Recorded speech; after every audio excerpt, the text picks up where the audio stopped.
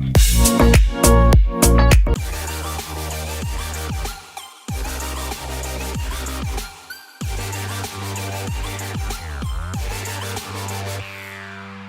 guys, welcome back to jdridesbiz. So in today's video we will be discussing about the Z's capabilities in long rides, how it has been for me in the last 8,000 kilometers that I have ridden this bike, and everything else about the Z900. So let's get right into it. As a lot of you already know, I own a 2019 Z900 and I have used it for about 8 months and I have ridden around 8,100 kilometers.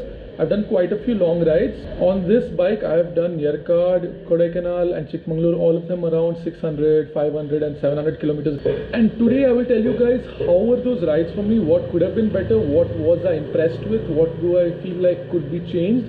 And if you're looking to purchase a Z900 or used or a new one, what would you be expecting? So why did I buy the Z900? So few of you all might know that I previously had a Harley Davidson Street 750. I think I've uploaded 1 or 2 videos on this channel about it initially. And the thing about the Street 750 was, it was okay, but I wanted more power, I wanted a little more adrenaline, and I also wanted to be able to travel properly without ground clearance being an issue. So I solved the first 2 problems, but again ground clearance is still an issue with this bike since I removed the SE decat. Again, a few of you all might know that I had an SE decat on this bike, but I got it back to stock, and it was way before the cops became a very big issue. I did it quite a few months before that. It was because it was just obnoxiously too loud, and I prefer the stock over the SE decat. I don't prefer stock exhaust over aftermarket exhaust, but I definitely prefer this stock exhaust over the previous SE decat I had. One of the main reasons I went for the Z900 is because it packed a lot of power for the price it came with.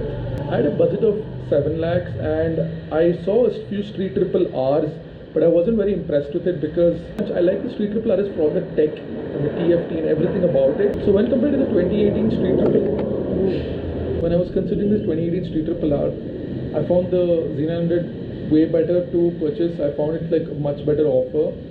And also guys, I wanted a big bike. As you guys know, I'm a pretty big guy. I'm about 6'2" and I weigh 100 kilos, and the Street Triple was already a small bike, and the Street Triple R was very depressing for me. It wasn't the bike that was depressing, it was the idea of purchasing the Street Triple R, because I really wanted the RS, but it was very expensive. So I just went for the Z900 because I found the Z900 better than the R, but I find the RS better than the Z900. So yeah, I was really confused, and I kind of still am. So guys, I said that I still am confused, which is true, because sometimes I feel like I should have just gotten an ADV. Because I did do a lot of highway belting, I did 230, 240 and all of that, had fun cornering, but I don't know guys, it's just ADV seems so practical to me, and I think I should have probably invested in an ADV. You know, this is fine bike, this is a good bike, and the only problem I find with this bike is the ground clearance and the comfort, which is what I'll be getting into soon. So maybe I should have just gotten an ADV. But anyway, the ground clearance issue, I have found a way to fix it. The only thing I can do is get a link pipe, but with the stock end can. I do not want an exhaust because I wouldn't mind a slip-on, like a pretty mellow Yoshi or something, but definitely not a straight piped exhaust. It's just too loud, and also I like traveling. I just don't like Sunday breakfast rides, so I don't think that is what I would prefer. On the long rides, it's going to be really hard. It's going to hurt my ears. And also, I'll not only be traveling in Karnataka, I might travel in other states, so it will be very difficult to travel in other states when I have a very loud exhaust which attracts cops from 500-600 meters away. So I did take the Z out to Kodaikanal, Yercaud and Chikmagalur. So how do I think the bike performed? So guys, the bike is very nimble and very fine and so stable, and I just find it extremely comfortable with aerodynamics wise and the seating position wise. But I do find the seat to be a little hard, like the Z900 seat. The stock seat is really uncomfortable. So it's not a gel or anything, it's just sponge, and it's a little hard. And you can just forget the pillion seat because this is just like a small triangle. Like no one can sit here, honestly. No one can sit here comfortably. Here, even though it's a wide seat, it's very uncomfortable. I was thinking of getting one of those aftermarket seats where you can just, pump. There's like high-end pump, you just pump and it fills it up with air. Increases the airflow also, so it's really comfortable. But the problem with that is that tends to slip. So if you're trying to lean the bike or something, it is going to slip. Like the seat is going to slip a little. So that's why I didn't purchase it. Another issue that I found about the Z900 is even though it has a lot of power to offer, it's a 948cc inline 4 engine, so it's really powerful. Pushes around 125 horses, The only problem I found about this is the extra weight. It's a very heavy bike, so if you're planning to travel a lot and you're a pretty light dude, you might have to think a little, because again guys, if you're doing off-roading like in Kodaikanal, there was a lot of patches where there was no road, it was just stone, like pretty decent sized stones in the mud. It wasn't an off-road, it wasn't trail I would say, but there was no tarmac.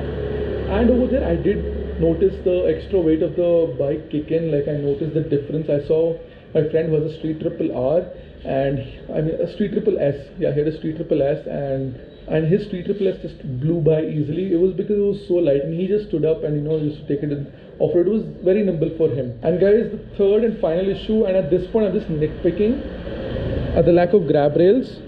So as you guys can see, it's so sleek, no grab rails. I mean, it adds very nice look to it, very pretty, but with grab rails it makes it easy to put luggage on. But without that, I had to think and purchase one Viterra bag which I clipped on over here, or you can also clip it on over here, but I went for this because I don't know how this is going to hold. So guys, those are the only 3 issues I faced with the Z900 till now. Like no other issue I faced. But one thing I do dislike about this bike is how refined it is. I have a love-hate relationship is how refined the engine is. Like it is so smooth that this bike makes zero noise with the stock exhaust. I can't even hear my own bike. I can hear my friend Arman, his Street Triple RS louder than mine. I can hear most of the bikes much clearer than my own bike while I'm riding it on the highway. I just find this bike extremely quiet, but it's also very smooth. Like I just bang on the throttle and I could still feel it's so smooth, and that's a Japanese, that's a Kawasaki engine for you guys. Now coming to the important part, how would I find this bike on the highways? The bike was very nimble, very fun. I had a lot of fun on the bike, even though I don't know guys why I do want an ADV. I really don't know why I want an ADV. Maybe that's just who I am, because I did do a lot of belting on this bike. I think the first 5,000 kilometers was just holding on to the throttle like that.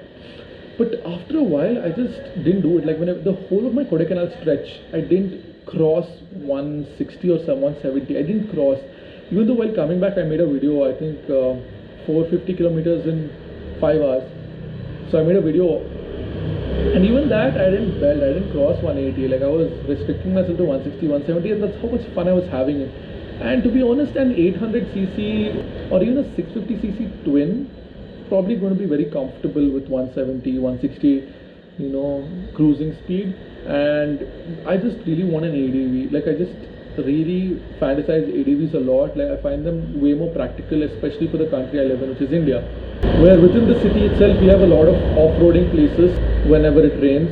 The government itself gives us options, to off-road and all of that within the city itself. So maybe ADVs are really practical that way. But enough about ADVs, let's just get back to the Z900. So guys, my final overall verdict on the Z900 is it's an extremely beautiful bike, very refined, and it is very capable of long-term traveling. If that's what you were looking for in this video, yes guys, it's very capable.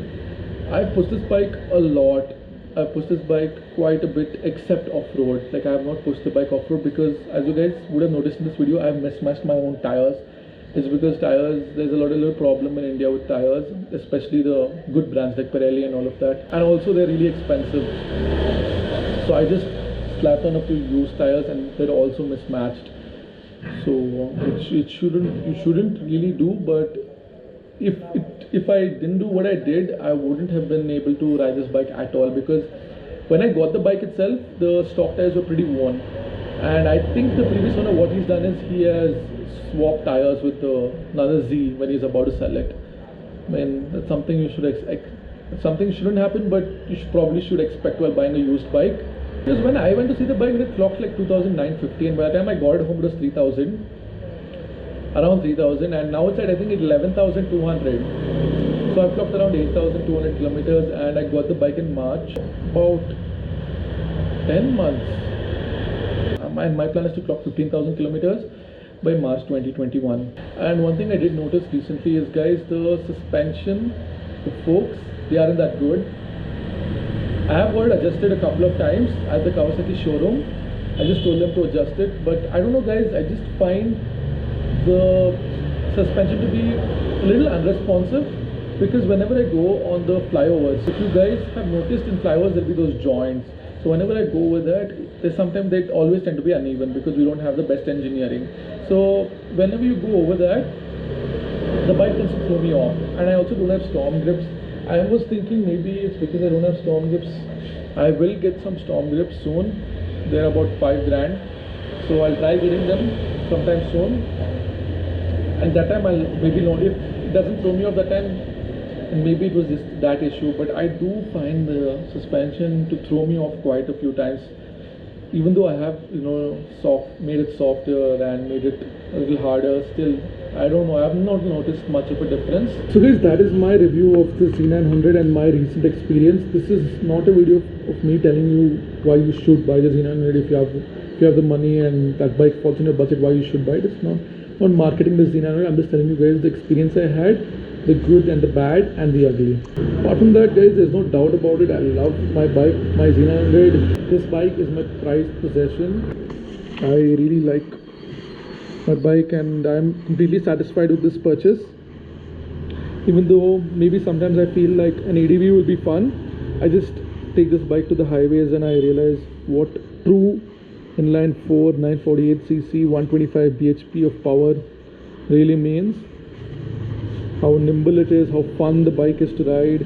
Can you guys believe that I got my bike detailed just 5 days ago? Look at all the dirt. And these guys have not even lubed my chain properly. What is all this, man? If I wasn't there, yeah, they have forgotten to lube it, because if they didn't, then all the oil would have dripped here and it wouldn't have been so easy to remove all this. It would have been very sticky. So that's it for this video, guys. I hope you enjoyed it. If you did, you can definitely consider liking and subscribing. I want to reach 1,000 subscribers really soon. And guys, I might not post a lot. It's because my exams are going on right now. I shot this video in November. I don't know when this video is going to go online. It's because my exams are going on. It's a little complicated. It's going to get really hard and really hectic soon. So I'm trying to shoot videos now so I can edit and schedule them for you guys. Anyway, I'll catch you guys in another one.